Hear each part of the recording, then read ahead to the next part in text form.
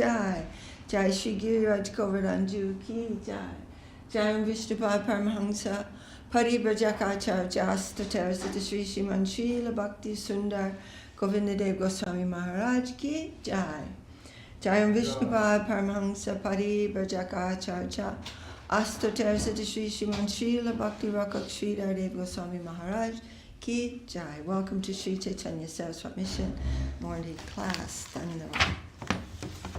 Vandeham Shri Guru Shri Chita Parakamalam Shri Gurum Vaishnavam Shcha Shri Rupam Sagrajatam Sahagana Raghunatam Vitamstam Sajivam Sadvetam Savadutam Parijana Sahitam Krishna Chaitanya Devam Shri Radha Krishna Padam Sahagana Lalita Shri Vishakam Vidangsha Om Jnana Timirandasya Gyananjana Shalakaya Chakshurun Militam Jena Tasmai Shri Gurave Namah Shri Chaitanya Manobishtam Stapitam Jena Bhutale Swayam Rupa Kadamayam Dadati Svapadantikam.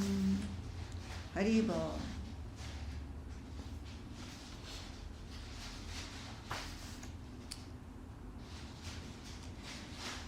Jai Shri Chaitanya Charitamrta. This is Adi Leela, chapter 7.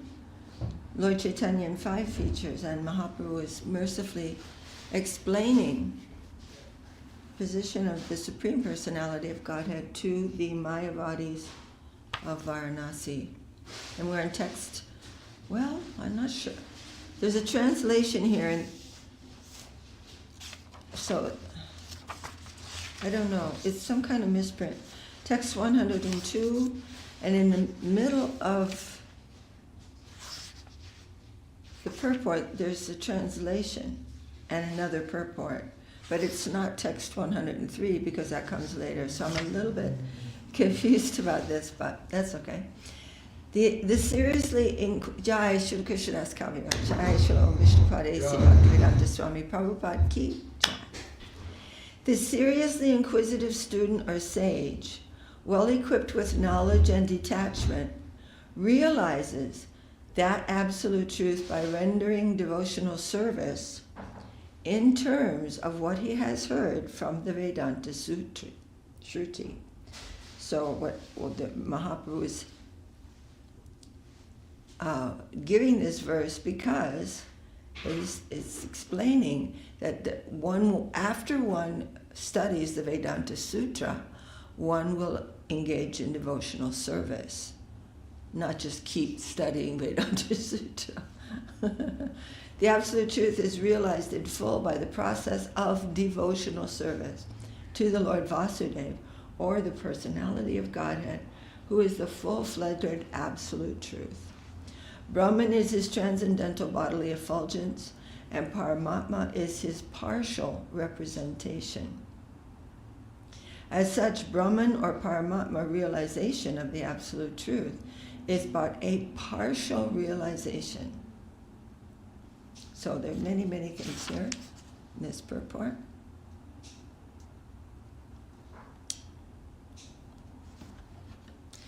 So in the last paragraph, a sincere devotee must therefore be prepared to hear the Vedic literature like the Upanishads, Vedanta Sutra, and other literatures left by the previous authorities or Goswamis for the benefit of his progress. Without hearing such literatures, one cannot make actual progress. And without hearing and following the instructions, the show of devotional service becomes worthless and therefore a sort of disturbance on the path of devotional service. Unless, therefore, devotional service is established on the principles of Shruti, Smriti, Purana, and Pancharatra authorities, the make show of devotional service should at once be rejected. So, is this clear? So there are a few different things that are being discussed here.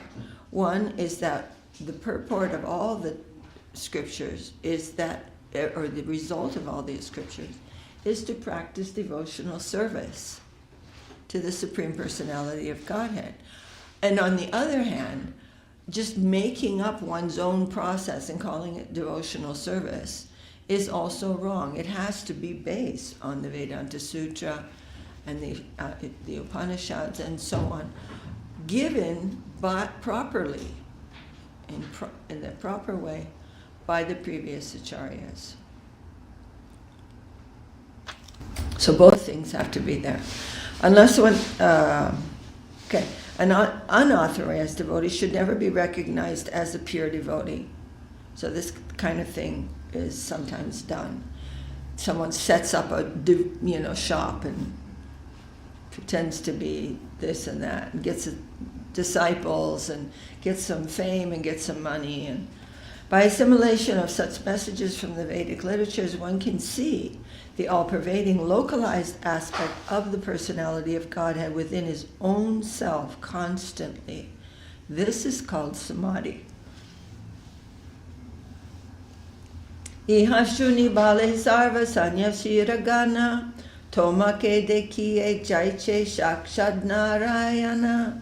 Hearing this, the Mayavadi sannyasis became somewhat humble and addressed Chaitanya Mahaprabhu as Narayan himself, who they all agreed he was.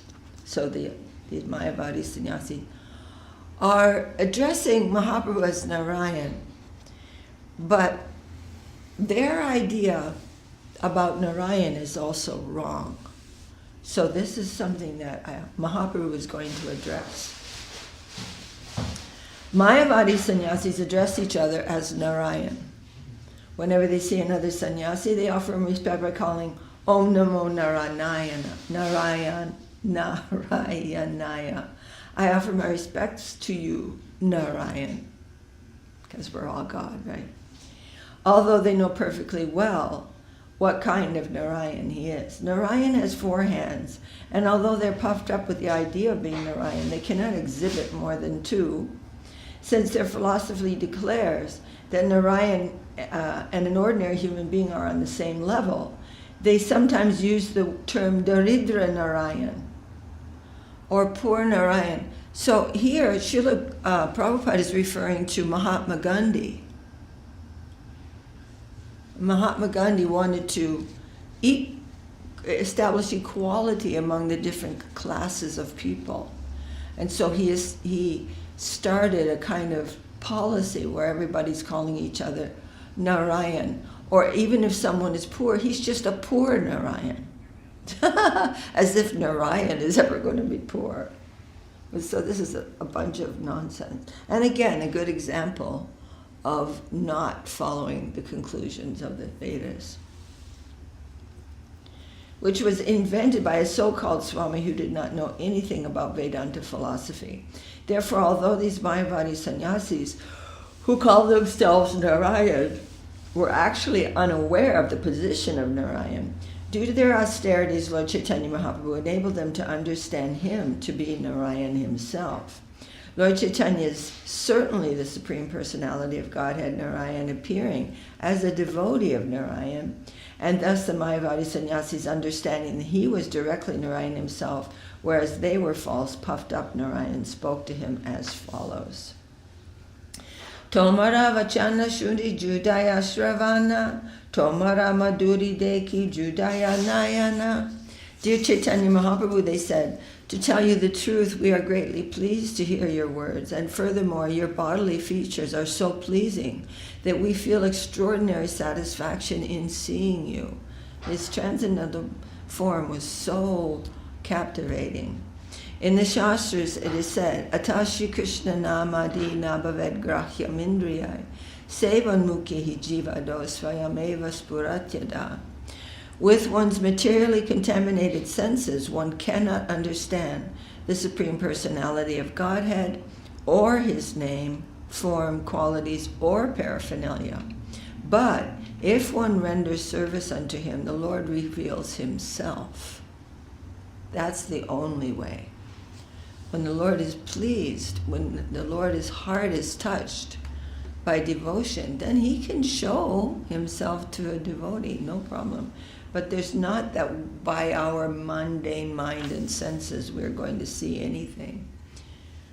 So here, one can see the effect of the Mayavadi sannyasi's service toward Narayan, or the Lord, because the Mayavadis offered a little respect to Sri Chaitanya Mahaprabhu, and because they were pious in a general way and actually followed the austere rules and regulations of sannyas, they had some understanding of Vedanta philosophy, and by the grace of Lord Chaitanya Mahaprabhu, they could appreciate that he was none other than the Supreme Personality of Godhead, who is endowed with all 6 opulences. One of these opulences is his beauty. By his extraordinarily beautiful bodily features, the Mayavadi sannyasis recognized Sri Chaitanya Mahaprabhu as Narayan himself.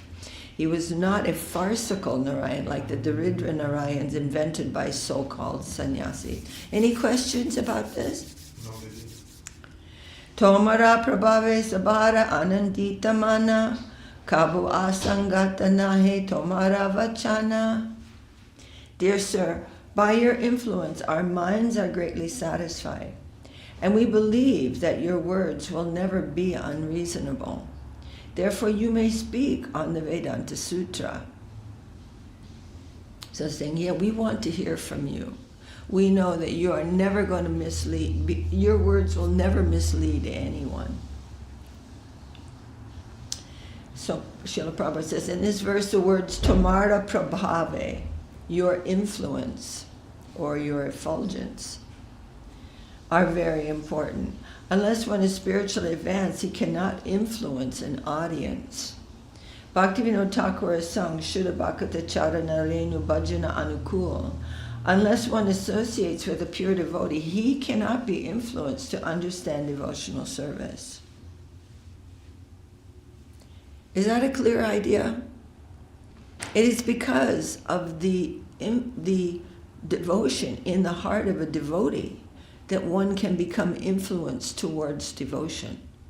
Like you have to have some kind of fire to light a candle. So then the candle is burning, it is also on fire, but that fire comes from one to another. So that when devotion is manifest in someone, then he can give that devotion to someone else. And that is the way. That is how it is done.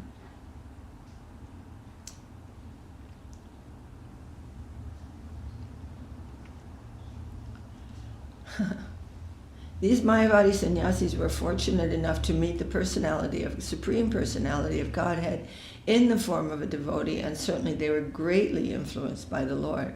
They knew that since a perfectly advanced spiritualist never says anything false, all his words are reasonable and agree with the Vedic version. A highly realized person never says anything that has no meaning. Mayavadi philosophers claim to be the Supreme Personality of Godhead, and this has no meaning. But Sri Chaitanya Mahaprabhu never uttered such nonsense.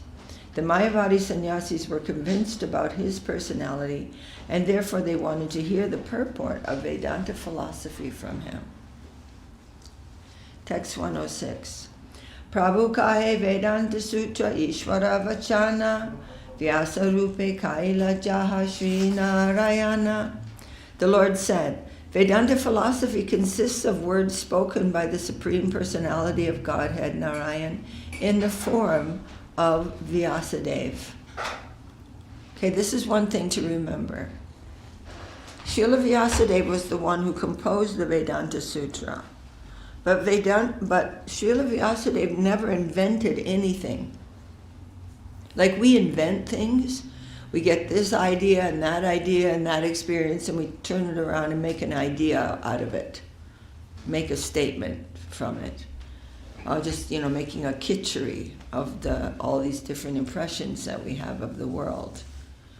But Srila Vyasadeva never did that. He was a conduit, purely surrendered conduit, and the Lord himself wrote the Vedanta Sutra through him. But we're not really inventing anything, right? It all comes from Krishna. Oh, yeah, in that sense, anything. Yeah, right. So but what I mean is, like, we're concocting something out of something. and making a statement. You know what I mean? Like we're not, our statements may not be perfect. But what Vyasadeva is saying, he's not interfering at all with the full Oh, I understand. download Okay, from right, the right, Lord. right. Because what we're doing is not Yeah, we have so many mental impressions, right. So we can't even really see the will of Krishna necessarily because we're so yeah, like an ordinary. we're so lost in our far away from the center and exactly wandering and yeah. so even what we think is our invention is, of course. Yeah, I understand. I got In it. one Yeah, sense. Yeah. You know, like a person will say, well, you know, the thing with Jigger and all that. One person was staying here once who had a lot of mental problems. And he's a realized soul, so he can eliminate his own kind of Well, he conscious- doesn't even have anything Right. to eliminate. He is the literary incarnation of the Lord. Yeah.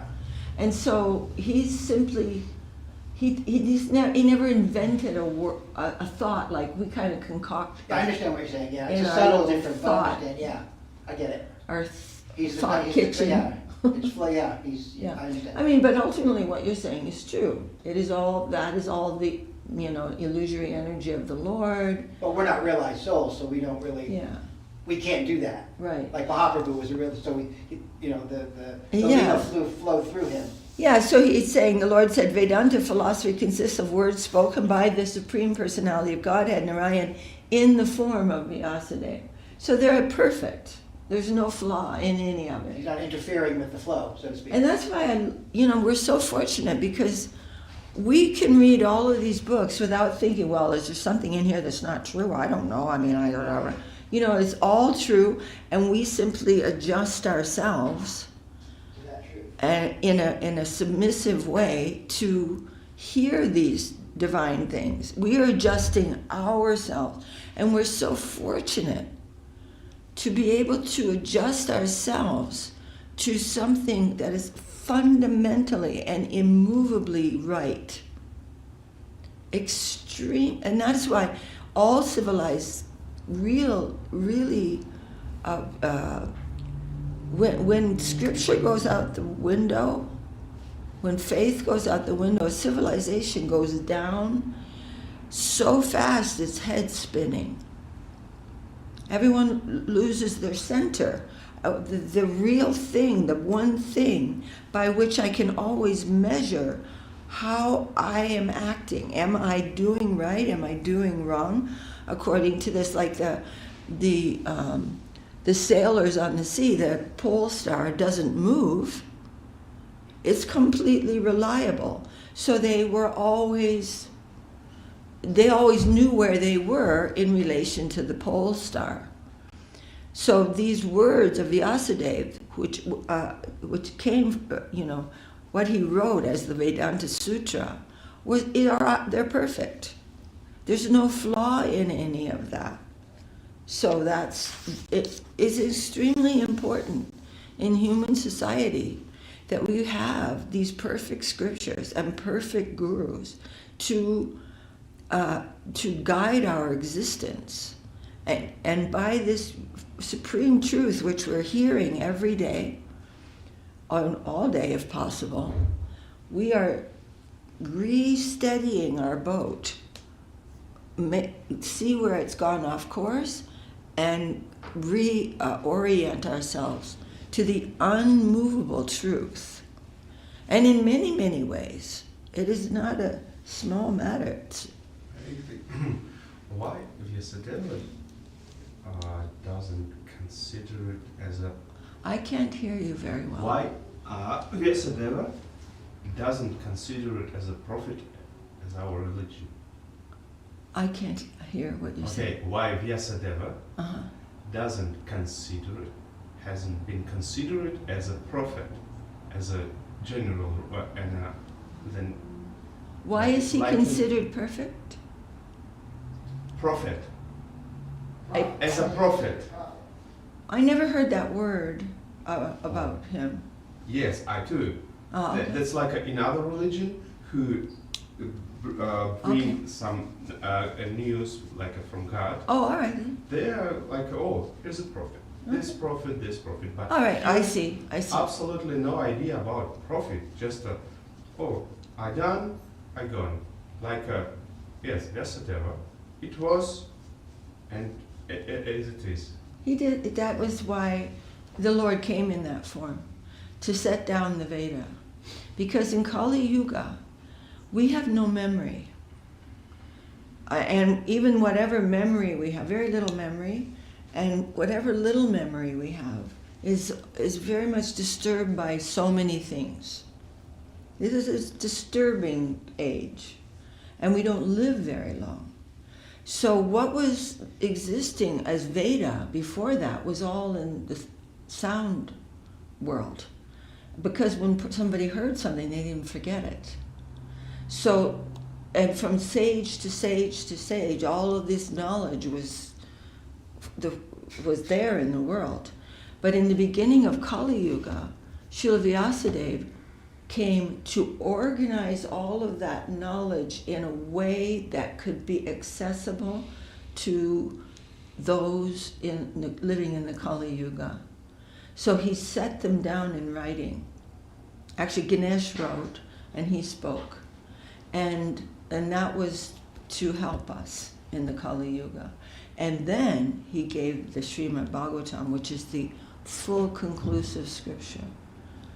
So, yeah, Vyasadeva is and on the appearance day of Vyasadeva is called Guru Puja.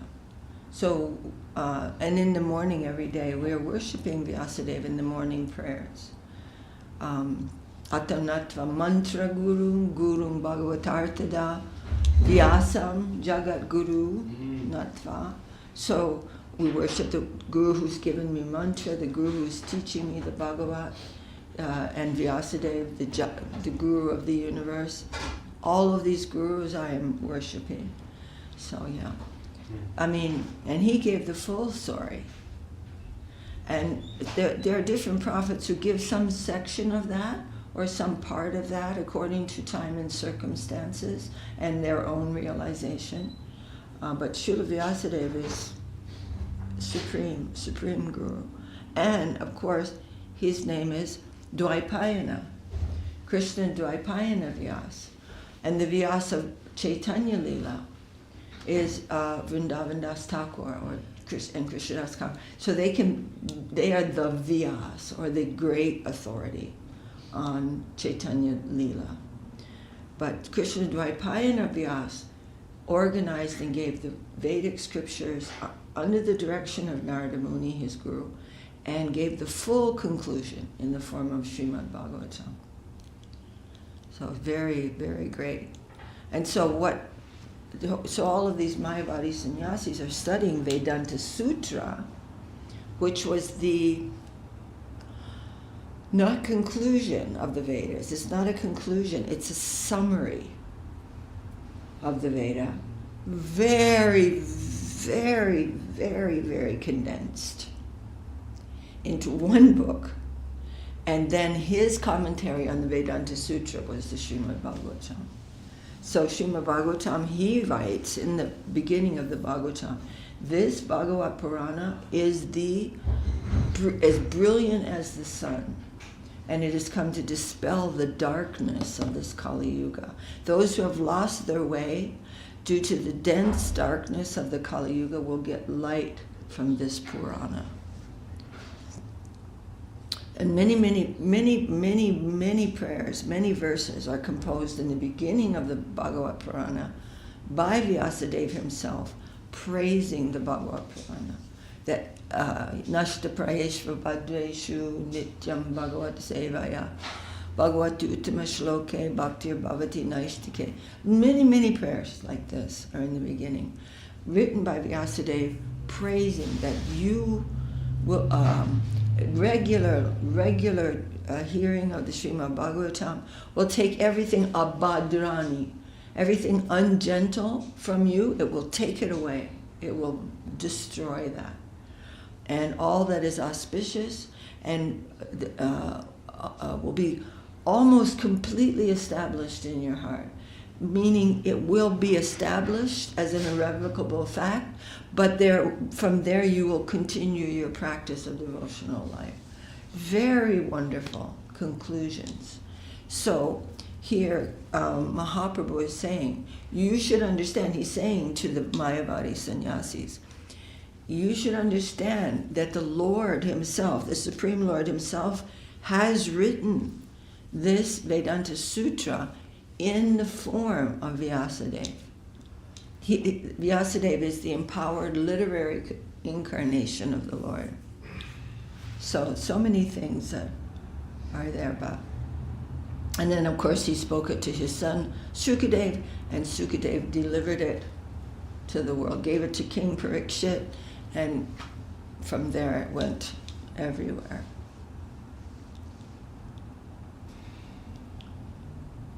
Okay, so next verse is text 107. And these are all very, very important verses. In order to establish what literatures we will read and from whom.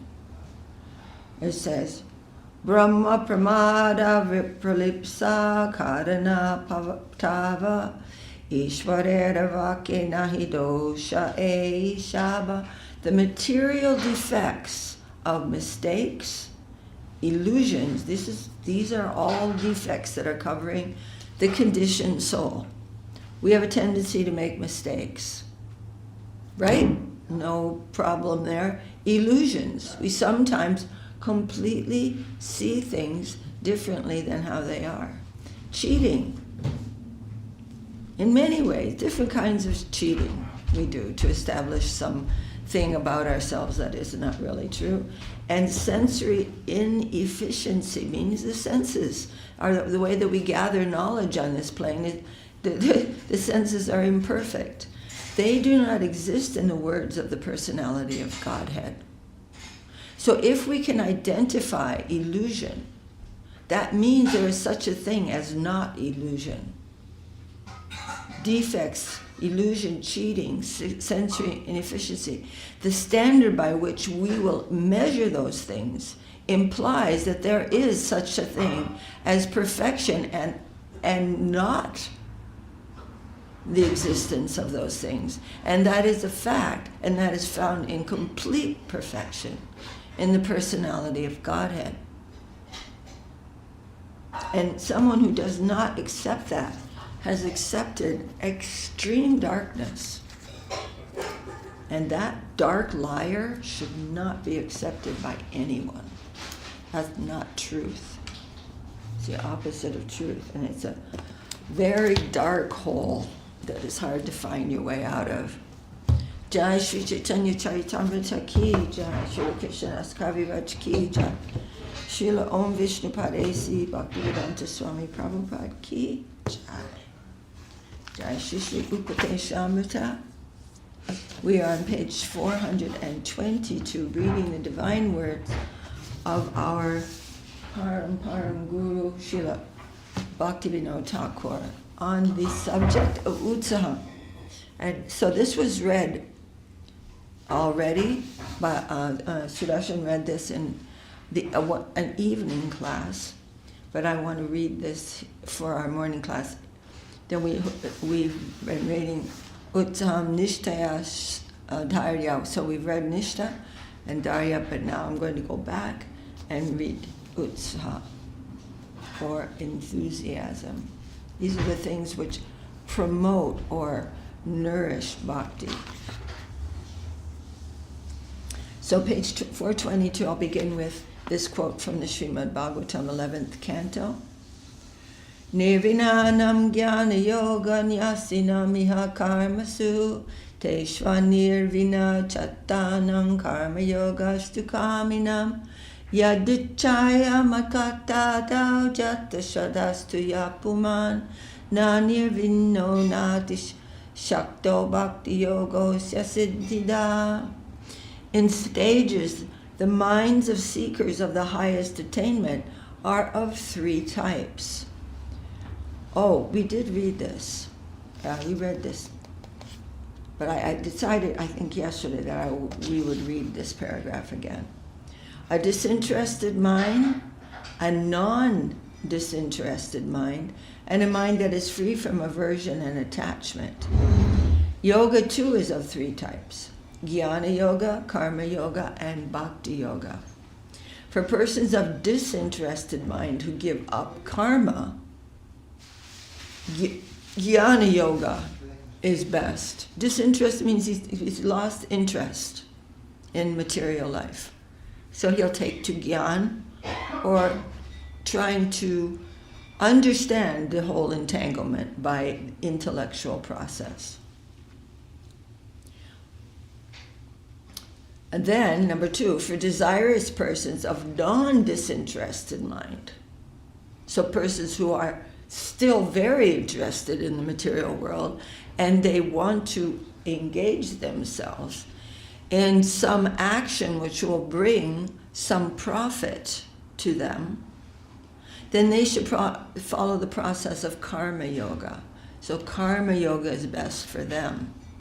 And when persons who are non-disinterested and non-attached by good fortune develop Shraddha, or faith, in narrations about me, then for them Bhakti Yoga is best. So no matter what their situation is, whether they are full of desires or have no desires, if they suddenly, somehow or other, by the grace of the Vaishnava, as we just heard, develop faith, if faith is imparted to them, then they should simply follow Bhakti Yoga, no matter whether they're disinterested or non-disinterested. Bhakti Yoga, if someone has the gift of faith, then he is qualified to begin Bhakti Yoga. And he doesn't have to worry about either of the other two separately. Any question about that? The purport is that in the minds of those who have attained only aversion to mundane action and have not yet been able to experience supramundane activity beyond matter, what more can remain than such aversion? That's all they have. All they have is aversion.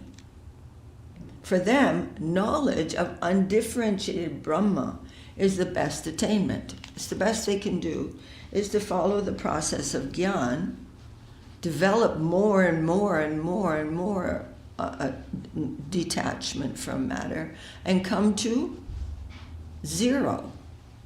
It's all gone, matter's all gone. Their only remaining is that they are conscious, and they come to like nothing, just the fact of the conscious plane. That's what they're going to attain through that detachment or disinterest.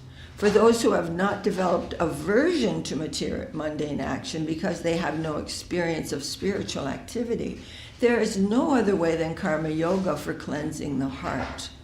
And if someone who is full of desires does not practice Karma Yoga, then his entanglement in the actions and reactions of mundane activity is tremendous and very difficult to disentangle.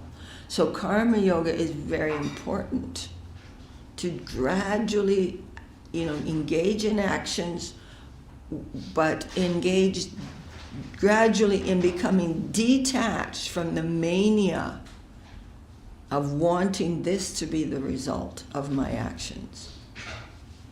Those who have understood mundane action to be trifling, very insignificant, and have had experience of spiritual activity, develop aversions to all mundane action, but accept mundane action to some extent as a help of awakening of the spirit, although they have no attachment to such action.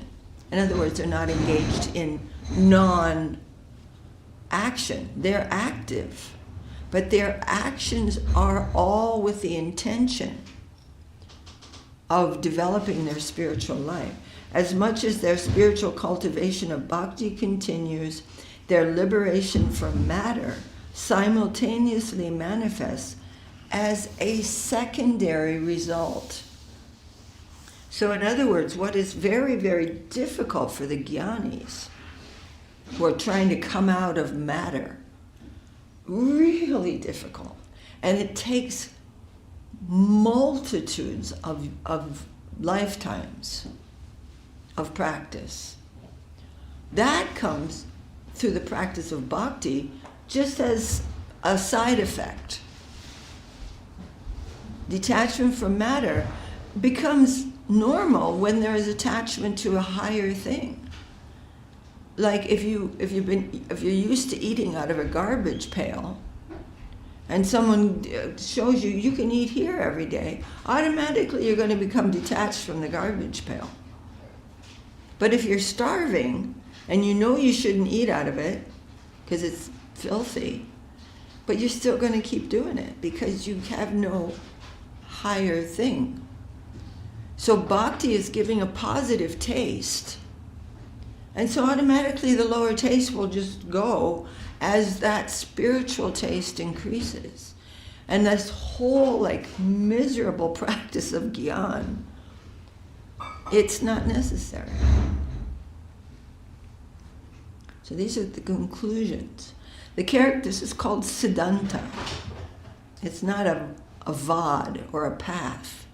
This is siddhanta. These are the conclusions of the Veda. The characteristics of bhakti yoga are as follow. Jata shradho makatashu nirvina sarva karmasu veda dukatmakan karman partityage pyanishvara tato bhajetamam prita shradaludridda nishchayaha jusamanas chatan kaman duko darkangscha garhayan. Those who have developed faith or shraddha, that is always a gift. It is, you can get shraddha from shraddha. In other words, those who have this divine substance, they can give it to you, even though we may not know that's being done. But somehow or other, those who have developed faith in discussions of me, who are averse to all activities unrelated to me, and who know that selfish desires are full of suffering, but are still unable to give them up, should serve me with affection, being faithful and of firm conviction, as they both act upon these desires and condemn the suffering they ultimately produce. So it's like, oh, well, I have so many desires, I'm going to give up serving Krishna. That's hypocrisy. No, that's the method.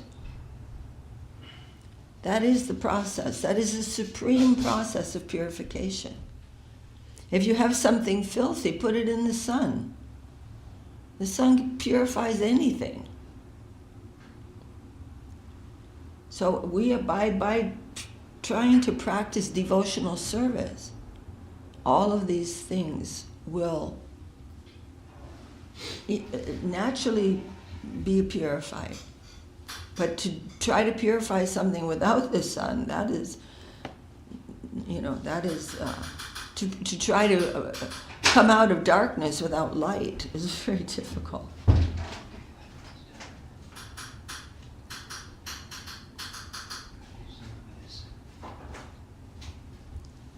Karma arises from desire. So karma means two things. Haridev, are you there? Yeah. What are the two meanings of karma? Action and reaction. Yeah, one word. Karma means work or action, and automatically that means reaction. Jnana arises from aversion. What is this aversion? I don't want that. That's bad. So those who are jnanis, they notice there's nothing but suffering in this world. I want to get out of here. So they're averse. They're against it. They don't like it. So karma arises from desire. I want this, I want that, I want that, I want that. And jnana arises from aversion to that whole thing. I don't like that. I'm out of here. All this desire, all it does is creates havoc, disaster in my life. I'm a plaything of it. Get some satisfaction, become addicted, and then get kicked in the head. I don't like it. I'm out of here. And bhakti arises from shraddha, from faith, from a positive experience of something that is finer than I am. It is sweeter, finer, more beautiful than my own existence. That is a gift. That's called faith. Faith is a weak word in the English language now. I mean, I can have faith that my socks are going to be in my sock drawer tomorrow morning. Jaya, but the word Shraddha is a very particular word in Sanskrit that we should come to understand. It means we've somehow or other been touched by a divine substance, by the grace of the Vaishnava. And that is the thing which can cause bhakti.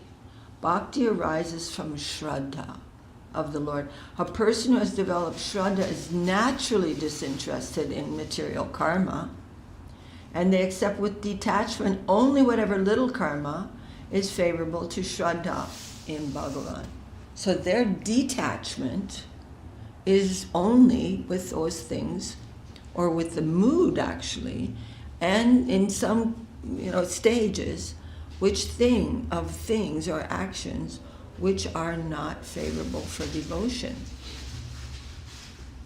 So this is called yukta vairagya, accepting everything as it really is. What is everything? Everything is for the Lord. And coming out of illusion that it is not for the Lord is automatic.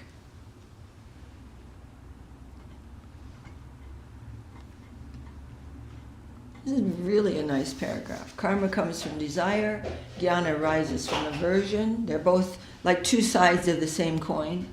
And bhakti arises from truth, shraddha. A person who has developed shraddha is naturally disinterested in all material karma, and they accept with detachment only whatever little karma is favorable to shraddha in Bhagavan. So they have detachment, meaning they're using everything, but they're detached because it's not for them. It is for the Lord. So that's natural detachment.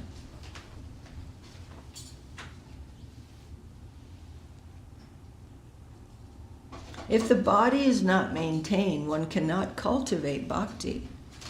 So we're not trying to kill our body. If one gives up all the karma that is necessary to maintain the body, even though such karma may be based on desire and filled with suffering, then one cannot do anything. Say, I don't like this body, it's full of suffering, it's all illusion, blah, so I'm just going to sit here and starve to death. That's not really, the problem is not the body, the problem is consciousness. Therefore, persons who have developed shraddha undergo the results of such desires, which in general are causes of suffering, while considering them trifling and denouncing them. They maintain their life as necessary through such acceptance, and with firm faith engage in bhajan to me through bhakti yoga. Those who partake of the desirable results produced by mundane karma with great fondness or attachment are attached to karma. Those who do not have fondness for them, but who are fondness of the faculty for cultivating Bhagavad Bhakti within them, and thus accept karma and its results, are actually unattached. They really are the unattached ones. I'll go over this sentence again. They are unattached to karma, and yet they're engaging in bhakti with great utsaha. So we've come to enthusiasm. For example, by the results of my karma, I may have a very healthy body. I'm detached from I mean, not I. I'm not giving myself.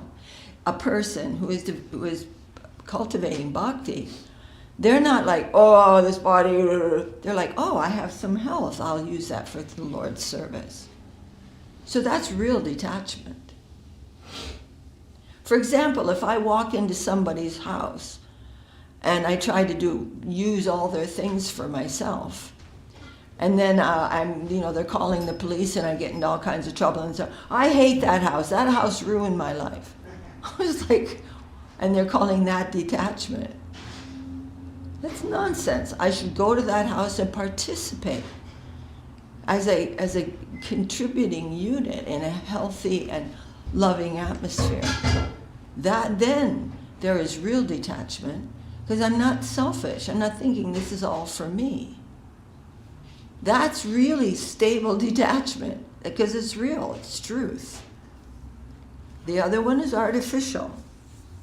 It's the other side of selfishness, but it's the same coin.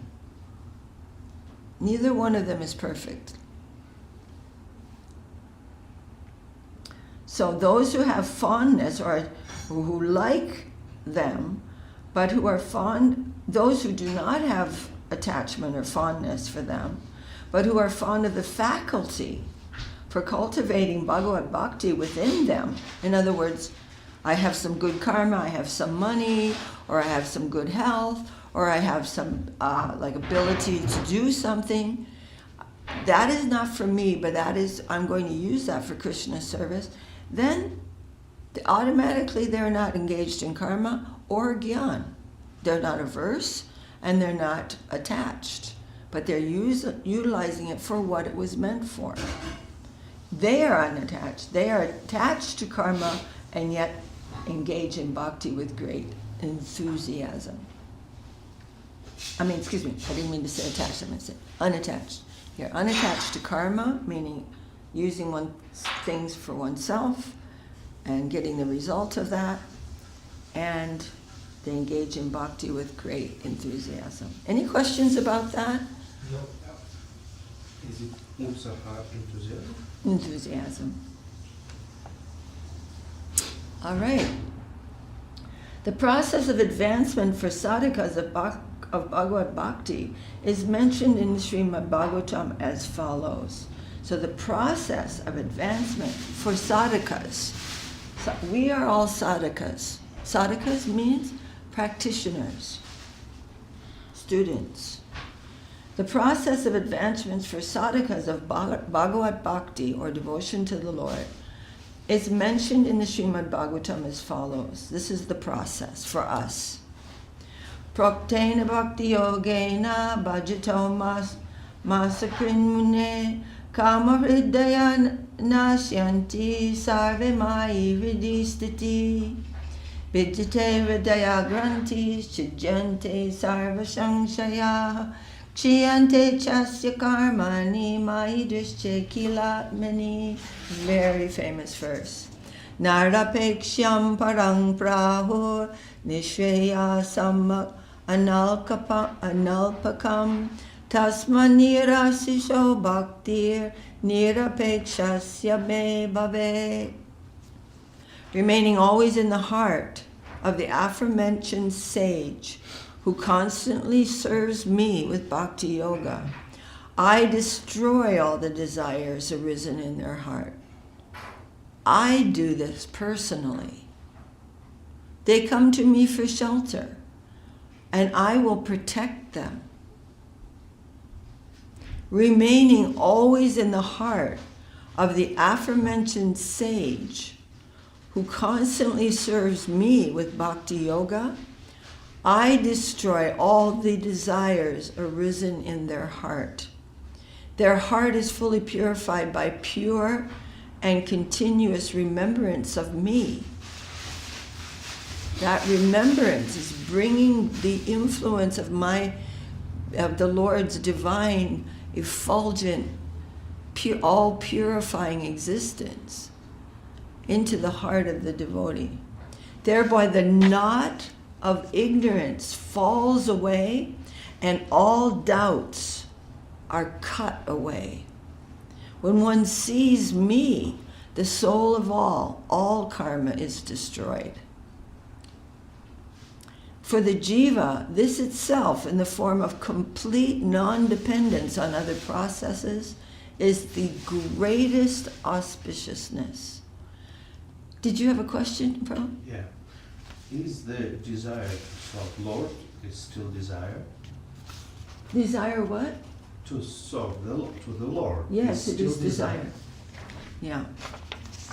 The desires that are cut away are the desires, the unnatural desires of the mind, the mental plane. They're not the real desire of the heart. Just like if we go mad, say I go mad this afternoon, and I really, really want to put clothes on all the trees in Salt Lake. What is it distinguish? What? What is it distinguish between desire and real desire from the heart? Well, that's what I'm explaining. Okay. So if I go mad and I just have some strong desire, I want to, paint this room with pictures of cartoon characters or something. That's mad desire. That is not a natural desire. So that's an example. When the soul comes to the mundane world, he becomes covered. The first covering is called ahankar. It means I'm the one who's doing things. I'm making it happen. What is the soul desire? And the second covering is the mundane intelligence, how I'm going to do that, and what I should do, what I should not do. The third is the mind. These are all coverings over the natural desire of the soul. Desire is there, it's a symptom of existence. But the natural desire of the soul is love, to give, to be a devotee of the Lord. Before coming to this mundane world, we have a choice. The free will is a symptom of consciousness. We chose to try to dominate a lower energy and use it for myself. And the others chose to go to the plane of devotion. And so in order for us to forget that the Lord is the Lord, we have to dumb ourselves down pretty strongly. And that is the action of the material world. And it covers our natural desire with so many selfish things that are not natural for the soul. Not at all. I'll give you another example. Say that a child, a very loving, affectionate child, gets a fever. And because of this fever, she becomes aggressive. And everyone who comes in, she sees they're an enemy. And she starts to scratch them and do all kinds of things. Because of her, she's covered by a disease. So the nature of the soul is very loving and affectionate. Devotion is inherent in the soul. But when we become covered with this unnatural tendencies of matter, we become something else, some unnatural thing. And that is our situation. I have a question about devotion being Inherent, yeah. inherent of the soul. We're coming from Tatastha Shakti, Good question. and devotion belongs to the Yes. internal potency. Yes, yes. Right? So devotion is not like something. It is a very, very good question. When I say inherent, I mean it is an inherent potential. What's the question? So, it's saying, Sorry. if devotion is inherent in the soul, That's our natural. and we come from this non-differentiated platform, Marginal potency. like we are the marginal potency, then how is it devotion is on the higher plane, but that nature to connect and to serve in that plane is inherent in the soul, but because of free will, we may not want to do that. And we can look even in the material world. I mean, our desire to connect is. I mean, everybody wants to be seen. Everybody wants to be heard. Everybody wants Yeah. loved ones. I mean, if it's material, but it's that, but, and of course, for me, it's really beautiful because that's really nice, but there's another position that we can. It's an interesting point you're bringing up, Prabhu, because when we see, those feelings of different kinds of expression of souls within this world, when they're not super gross, when they're developed into some kind of self-sacrifice within the world, some actual devotion, not just getting together and having fun, and then when it's not fun, I don't want to go. But some self-sacrifice, self-giving is very touching. But from a higher perspective, we can see what is what. And we can see that that is also not perfect. Perfect is only when Krishna is in the center. That is really true. And then it comes to the eternal plane of actual devotion. Actual devotion must be Krishna-centered. Then it is really the full development of devotion of the heart. Otherwise, it is still mixed with many, many, many, many illusions.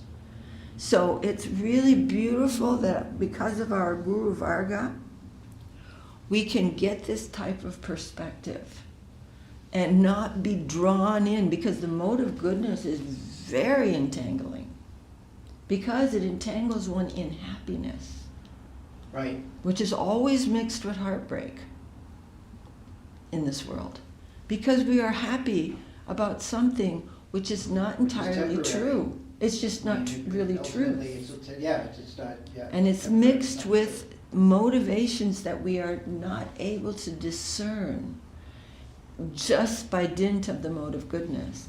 But from transcendental perspective, from the perspective of actual connection or faith, that all these things become more and more clear. That this is not, I'm not going to invest in that. Mm-hmm. Because this I see is not really devotion of the Lord. It is mixed in there, but I don't want to be part of that. So there are many, many things. So that's a really important point. This is kind of off the... Sudarshan mentioned something the other day, in passing or whatever, but like even the highest, closest associates, the gopis, the cowherd boys, even those souls cannot know the completeness of Krishna because he's infinite. Was I hearing that right? Right. Like we can't, because he's, Yeah, that's... Is that... Because they're not... It's a really important point. And it's going to take us a while, but that's okay. We can go over. No. I want to. I don't mind going over time. That made a big impression on me when he kind of said it, and it wasn't like the main thing. So I just wanted to clarify that I was understanding correctly. That is called Jnana Shunya Bhakti. Okay. You see, by analysis, one can come to understand the patterns of somebody or something like that, right? But when you have an affectionate relationship, you don't care about that much. That's just a mundane analogy. Mm-hmm.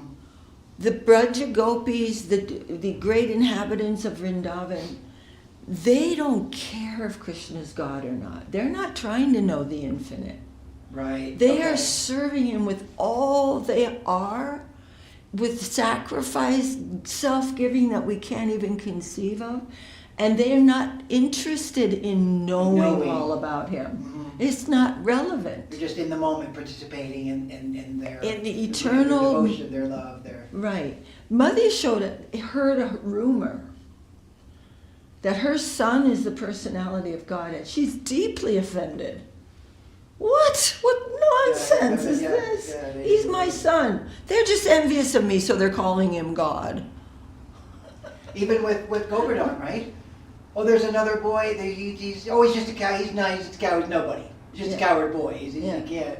And Lord Brahma, seeing him walking with some rice in his hand, walking, you don't do that. That's uncivilized. And he just, cow dust all over his body, and his cowherd friend is like got his arm around him, flicking the dust off of his peacock feather, and he's like,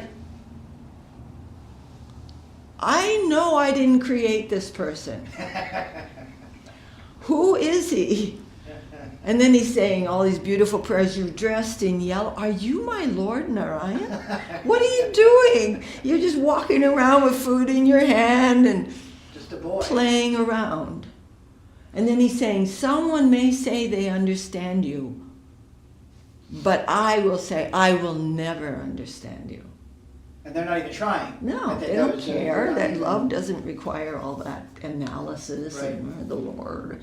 That's good for us in a certain stage because it gives, he's the biggest, the strongest, he's all, and that is also true. But and that increases our understanding, which helps us to develop. I've got to do this. All these things are illusion, and I'm going to die. I don't even know who I am. All these things are really helpful for us. That is, Jnana Mishra Bhakti is mixed with Gyan. But as the soul develops love for God, then the Gyan becomes left behind on the road. Jai, Shishi Guru Gaura Chandagiri Raju Ki Jai. Good questions. All three of you are asking Right? Today. really, really good questions this morning. And of course, we're just hearing from our gurus and trying to understand their divine words. Jai Shishi Upadesamrta Ki Jai, Srila Rupa Goswami Ki Jai, Jai Srila Satchidananda Bhaktivinoda Thakur Ki Jai, Shri Rupa Nuga Guru Varga Ki Jai, Srimati Tulsi Devi giving us her wonderful, constant divine presence. Ki Jai. Sa, could I have the mridanga, please? Of course. Make haste, Sa. The time is late. Ew.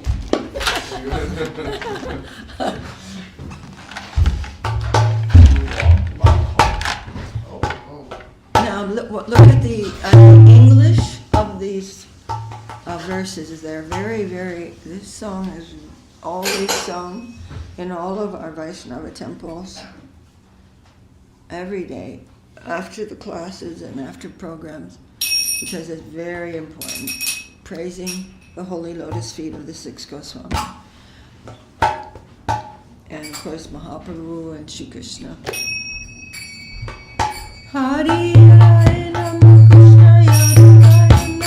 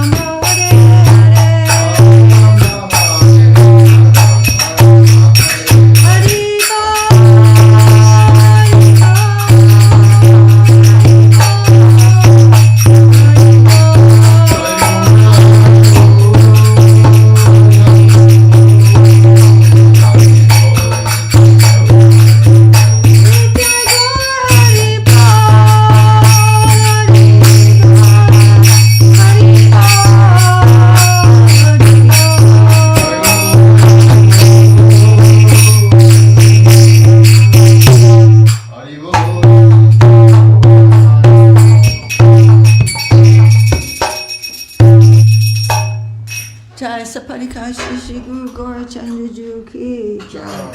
Jai Shri Giriraj Govardhan Ji Ki Jai. Jayam Vishnupad Paramahamsa Parivrajakacarya.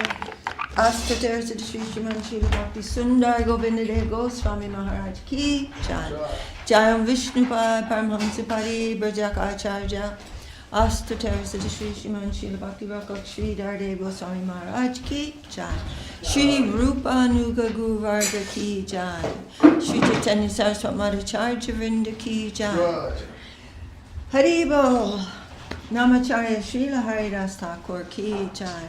Shri Narottam Shyamananda Srinivas Thakur Prabhu Ki Jai. Baladev Vijabhushan Ki Jai. Srila Sad Goswami Prabhu Ki Jai. Saparshad Sriman Mahaprabhu Ki Jai. Saparshad Shri Nityananda Prabhu Ki Jai. Shri Radha Krishna Gopa Gopinath Shyamakund Radha Kundigiri Govardhan Ki Jai. Jai Shri Chaitanya Saraswat Mat Ki Jai. Tadiya Sakamat Ki Jai. Shri Chaitanya Saraswat Mission Ki Jai. Kol Kartal Ki Jai. Harinam Sankirtan Ki Jai. Samaveda Vaishnava Mandala Ki Jai. Samaveda Bhakti Vrinda Ki Jai. Nittai Gaur Premanandi. Hari Jai Shrimati Shri Gurudev Jai Ki Gurudev Jai. Ki Jai. And all the 9 devotees Ki Jai. Jai Jai. And offline devotees. And offline All the devotees. online, offline, what did Madhusudama Maharaj said, the assembled and unassembled devotees. The unassembled, yeah, I've heard that. the They unassembled. come in a kit, you know, you have to